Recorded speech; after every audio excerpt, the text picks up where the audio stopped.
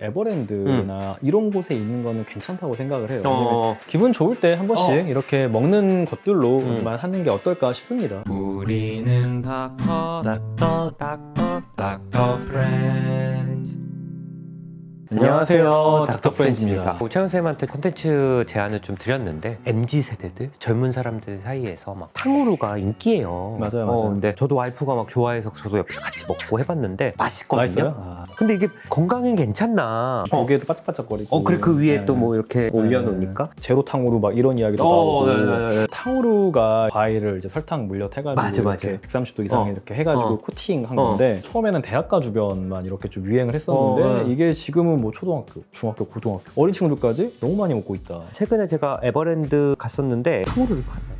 옛날에는 이제 뭐 팝콘이나 추러스, 아이스크림 이런 게 팔았는데 요즘 탕후루가 그 놀이공원에도 있더라고요. 그러니까 저는 탕후루 같은 것들이 에버랜드나 이런 곳에 있는 거는 괜찮다고 생각을 해요. 왜냐면 늘 가는 곳은 아니니까. 그런 곳에서 한 번 정도씩 건강한 변동성의 측면에서 하는 거는 좋을 수 있지만 정말 학교 앞에서 매일 먹을 수 있는 그런 음식으로는 사실 너무 위험하다. 특히 어린 친구들한테. 그러니까 탕후루는 기본적으로 과일을 설탕이랑 물엿으로 코팅을 한 거다라고 생각을 하시면 돼요. 이게 두 가지 문제점이 있어요. 어떤 문제가 있어요? 첫 번째로는 과일도 사실은 과당이긴 해요. 과당이 뭔지 좀 설명해 주시면 좋을 것 같아요. 그러니까 단당류라고 하는 것들이 우리 몸에서 혈당을 올리고 도파민을 분비해가지고 중독적인 계속해서 먹고 싶어하는 그런 걸 만들고 혈당 반응을 일으켜가지고 얘네가 뚝 떨어지면 또 먹고 싶고 이런 작용들을 하는데 과일을 먹을 때는 과당은 우리가 맛있어서 먹는 거긴 한데 과일 자체가 가지고 있는 좋은 영양소들이 있어요.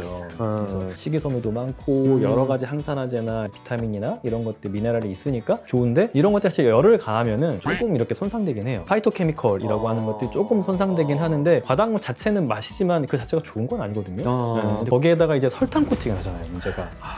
설탕도 단당류예요. 그리고 거긴 좋은 영양소가 전혀 없지 않아요? 설탕은 좋은 영양소가 없죠. 그쵸. 혈당을 그냥 바로 올리는 거예요. 과당도 사실 들어오면은 우리 간에서 대사가 돼가지고 혈당을 올린다거나 지방으로 저장되거나 이런 작용을 하고 설탕도 마찬가지로 몸에 들어오면은 혈당을 올리거나 그게 이제 중성지방을 올리거나 어떤 내장지방 이런 걸 만들거나 이런 작용들을 하는데 과당과 설탕이 같이 있으니까 단당류가 너무 많아지고 설탕 자체를 가열해가지고 코팅을 한 거다 보니까 얘네가 또 치아 건강에도 굉장히 안 좋아요. 그렇겠네요. 단당류가 어쨌든 안 좋은 이유는 하나로 이루어졌기 때문에 갑자기 혈당을 확 올리기 때문에 체장이 좀 많이 무리를 하죠. 그렇죠. 특히 이제 아시아인 같은 경우에는 우리 몸에서 혈당을 떨어뜨리는 역할을 하는 췌장이라는 게 있어요. 췌장에서 인슐린이라는 걸 분비하는데 췌장이 본래 약간 좀 작아요. 혈당을 낮추는 능력이 좀 적어요. 그래서 단당류를 많이 섭취하게 되면은 췌장이 더 과로하게 되고 과로해서 지치면 이제 혈당 문제, 당뇨병 전 단계나 당뇨병이 되기도 하고 WHO에서 권장하는 단당류 섭취량이라는 게 또 있어요. 하루 그래가지고. 섭취량이 있잖아요. 섭취량이라는 게 있는데 25g이에요. 하루에 25g. 이게 어느 정도냐면은 캔커피 하나 마시면 끝나는 양이긴 해요. 탕후루는 포치 하나가 한 어느 정도? 그것 또한 25g, 20에서 25g 정도 들어있어요. 그러면 탕후루를 먹으면 다른 당류를 단당류를 먹으면 사실 오버되는 거네요. 오버되는 거예요. 백상과당보다는 좀 그래도 나을 수도 있겠지만 거의 그 정도로 당류 섭취량이 많다. 그래서 단당류, 탄수화물이라는 게 이렇게 아주 쪼개져 있는 형태를 먹게 되면은 우리 몸에서 대사되는 거는 기존에 있던 다양한 식품들과 전혀 다른 방식으로 작용을 하거든요. 그래서 굉장히 해롭기도 하고 또 이 탕후루가 설탕을 씌워가지고 이제 열을 가하는데 만드는 과정 보니까 되게 고생을 많이 하시더라고요. 이 설탕이 단백질이나 지방 이런 것들과 함께 열을 가하면은 비효도적인 반응으로 최종 당화산물이라는 게 생겨요. 그건 뭐예요? 최종 당화산물은 변형된 설탕 물질이라고 생각하면 돼요. 근데 이게 사실 우리 몸에 안 좋아요. 약간 트랜스 지방 같은 그런 약간 느낌인가요? 그런 느낌. 뭔가 열로 가해서 변화하는데 그 물질이 어쨌든 몸에 좋진 않은. 우리 몸에서 활성산소라든지 세포들의 데미지를 입힌다. 그럼 아이들은 특히 어른에 비해서 통제 능력이나 조절 능력도 또 떨어지고 어릴 때부터 거기에 좀 중독이 되면 오래 먹을 가능성도 있잖아요. 뇌가 참 재밌는 게 그게 너무 맛있잖아요. 그럼 다른 게 맛이 없어지는 거예요. 그렇지. 아이들은 진짜 섭취해야 될 영양소들이 많은데 성장해야 되고 하는데 너무 단맛만 좀 이렇게 찾을 수가 있겠네요. 그래서 뭐 에버랜드 같은 데 가서는 사실 사람들이 계속 많이 걷잖아요.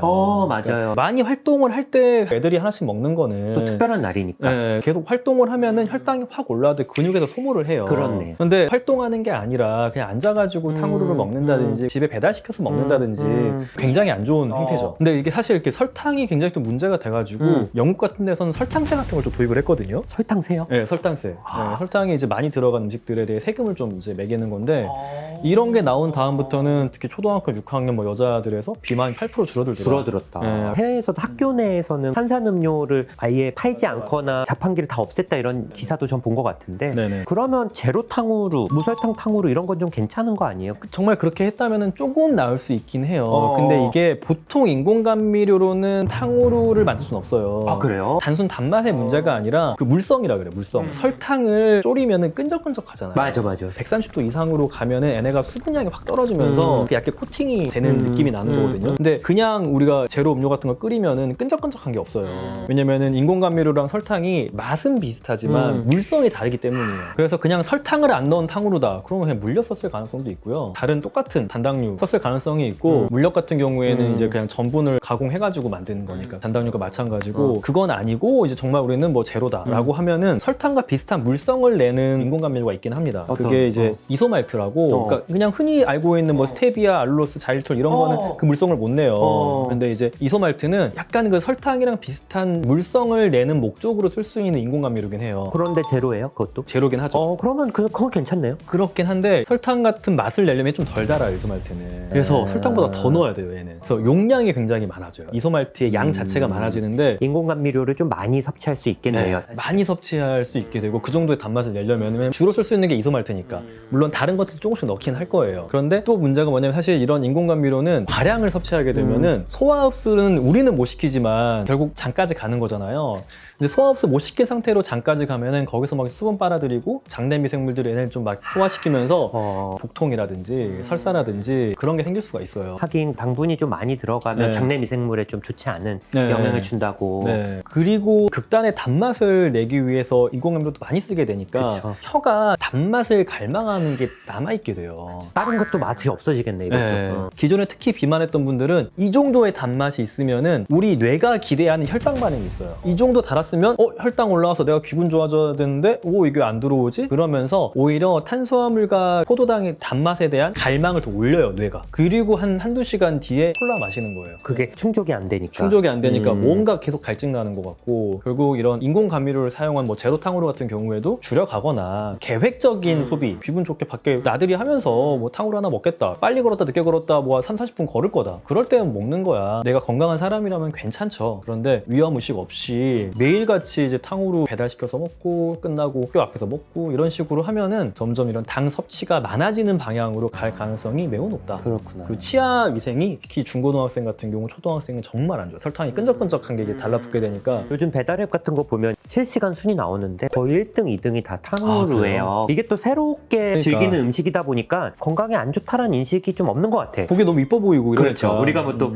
아이스크림이나 뭐 라면 이런 거는 좀 우리가 조심해야 되고 좀 아껴서 중요한 날 먹어야 되고 뭐 이런 생각은 하는데 또 이런 새로운 간식거리는 그런 개념이 좀 없는 것 같아서 특별한 날에 좀 그러니까, 드시고 네. 매일매일 먹고 이러는 거는 좀 자제하시는 게 좀 좋을 것 같아요, 사실은. 그러니까 이게 유행이니까 지금 많이 드시지. 이게 알고 하면은 조금은 가라앉지 않을까. 그러실 그래서 수 뭐 있을 것 같아요. 기분 좋을 때 한 번씩 이렇게 먹는 것들로만 하는 게 어떨까 싶습니다. 과일이다 생각해서 막 너무 많이 드시는 거는 유창훈 선생님 말씀하신 것처럼 좀 건강을 해칠 수 있으니까 네네. 좀 조절하면서 절제하시면서 즐기시면 좋을 것 같습니다. 감사합니다. 감사합니다.